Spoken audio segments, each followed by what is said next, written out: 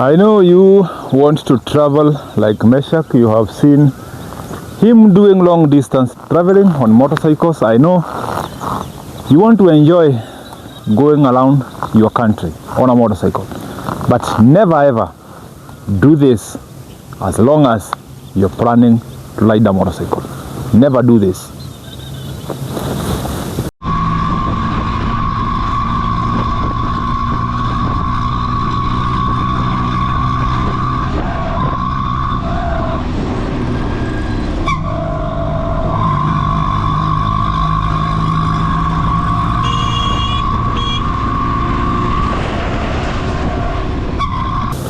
Right, never ever do any of the things I'm going to tell you right in this video as long as you're planning to travel on a motorcycle. These are things that may look petty at some point, but they can be life-threatening. They can become very dangerous if you do not take care of yourself. And right into it, number one, never ever, for whatever reason, take alcohol the night before a long distance traveling. If you know very well you have a plan to travel to some place tomorrow on a motorcycle, never ever take alcohol the night before you wake up for traveling. That one is going to be a very serious mistake that can cost you your life. Alcohol has a way of slowing your brain down. Alcohol has a way of exciting some parts of your body. Your nervous system gets confused when you drink alcohol. Your brain coordination with the other parts of the body through the nervous system gets interrupted. And that's why you find drunkards staggering, slurred speech, sometimes blurred vision. Drunkards exhibit a lot of signs of a person who is sick. Being drunk is equivalent to being sick. You do not want to come out of a hospital ward after being admitted and then you jump onto your motorcycle and start traveling. That one is not what you want. And for the same reason, you don't want to come out of your bed with hangovers and start riding a motorcycle. Your coordination will be interrupted, your thinking will be inhibited, your judgment of situations will be inhibited. You're going to do things that you cannot do normally when you are sober. You do not want to ride your motorcycle with hangover. Don't do that. You might find yourself doing this and you think that you're so good in it, but at some point you're going to find yourself in very serious trouble. For instance, slow thinking, fatigue. You're getting tired halfway the journey. You're getting tired halfway the journey. As you know, drunkards tend to get angry. Roads are going to make you angry. Other road users are going to make you angry. You do not want to travel for long distance with such kind of an attitude. So, if you're planning to travel on a motorcycle, you better not take alcohol the night before traveling.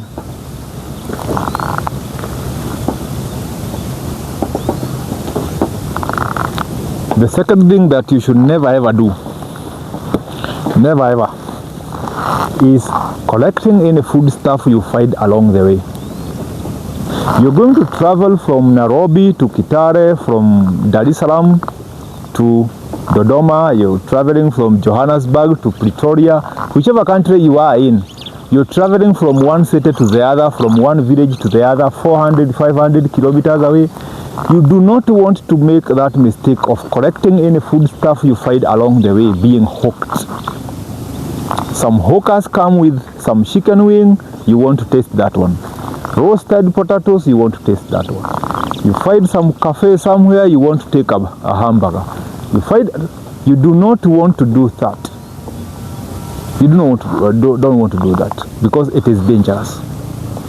You could get yourself into situations of food poisoning.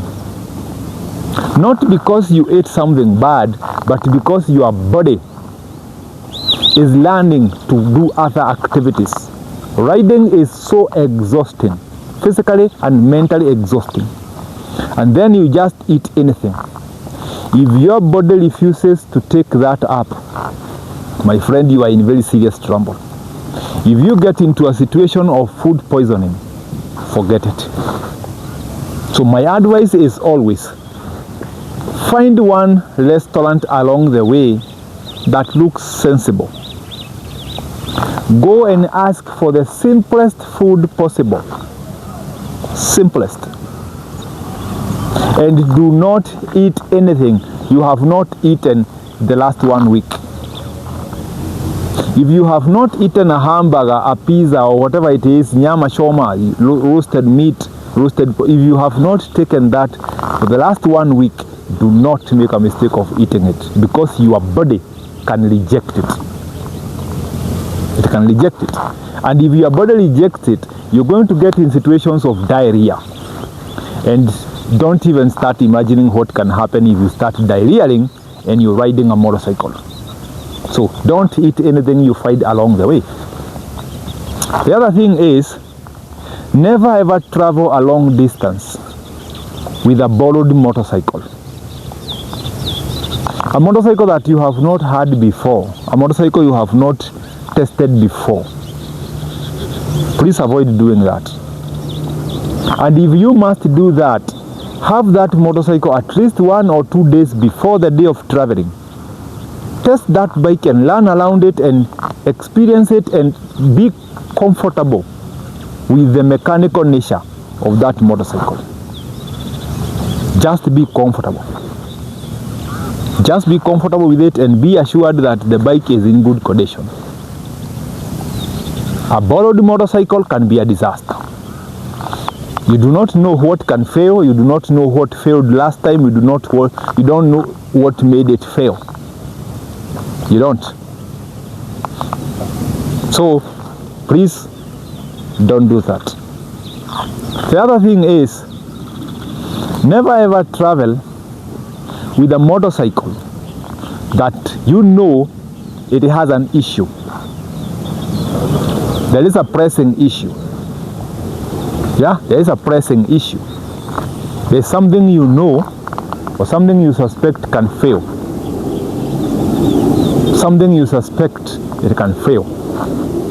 Something you have been trying to repair. It's failing, you repair, it's failing, you repair.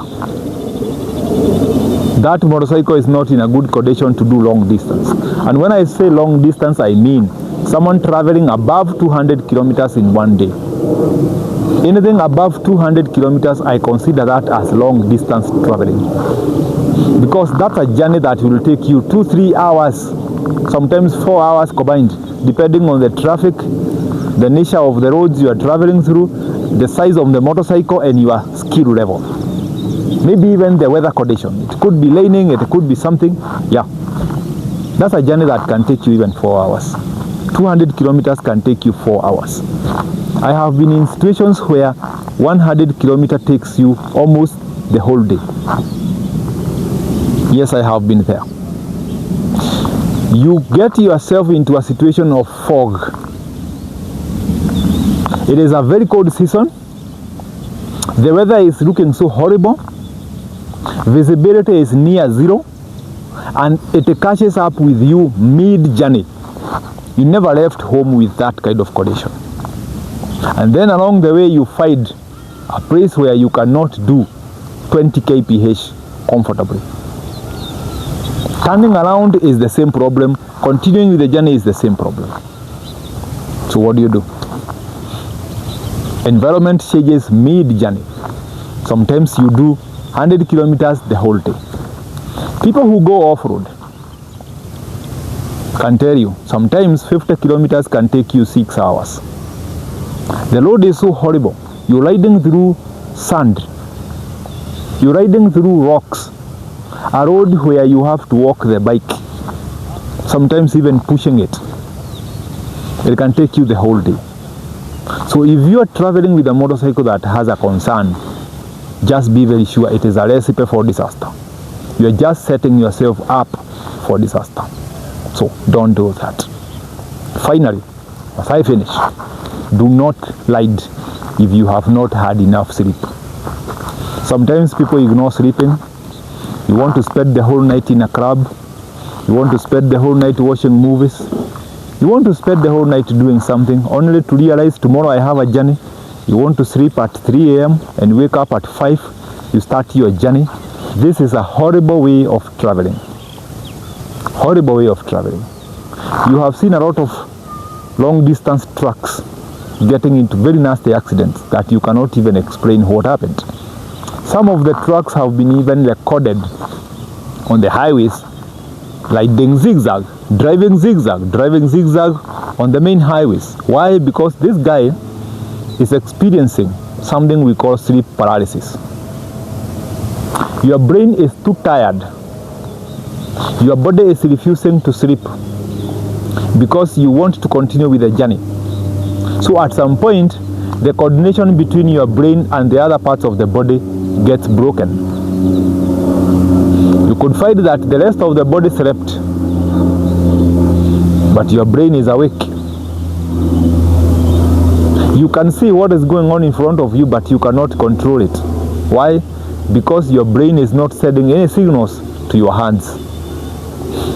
It's called sleep paralysis. Sometimes you find people screaming when they get out of it. It feels like you are being haunted by some ghosts. Not having enough sleep can get you into that situation. You may not get to the extreme levels of sleep paralysis, but you're going to get tired mid-journey. And when you get tired, the riding becomes a disaster. It's horrible. It becomes a disaster. So now, what do you think? Sleeping at 2 a.m., you want to wake up at 5. Some of these things were not taught to us by any school. Nobody came and told us these things. You are even lucky that you're finding some people who take their time to actually educate you on these things. Some of us learned these things the hard way. I have been there. There is a day I found myself dozing while riding a motorcycle.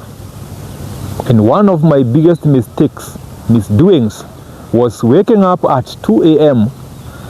to do some online assignments and starting the journey at 5.